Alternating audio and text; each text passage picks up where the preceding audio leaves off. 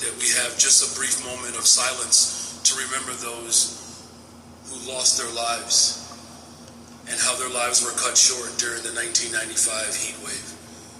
And let's also, when we have this moment of silence, let it be a moment where we reflect to renew our commitment to justice and community. Let's take a moment.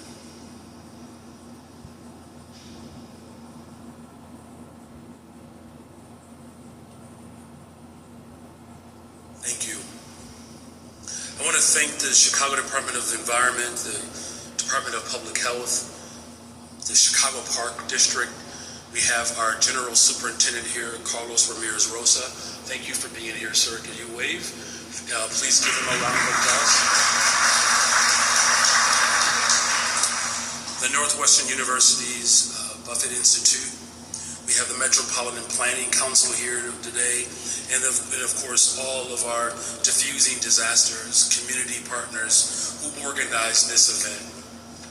30 years ago, Chicago experienced one of the most devastating climate-related tragedies in our nation's history. Today, we gather to remember and honor the more than 700 Chicagoans whose lives were lost during this tragic event.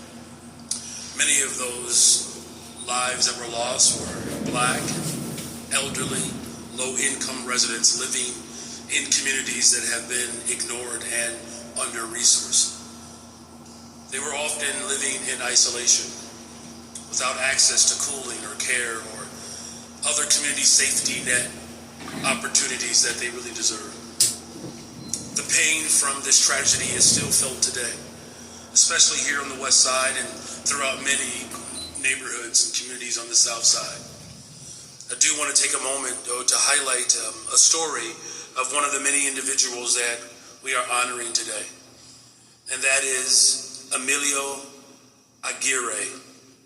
Was a United States military veteran, a Bronze Star recipient, and a POW and a Chicagoan.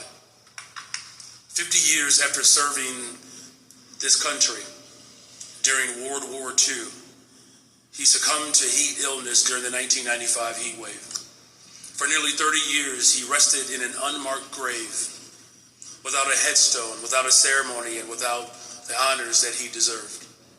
Emilio was a man whose story reminds us of both the quiet dignity of service and the deep responsibility that we all share to never let such lives go unrecognized. It was not until his story was brought to light by the research of sociologist Eric Kleidenberg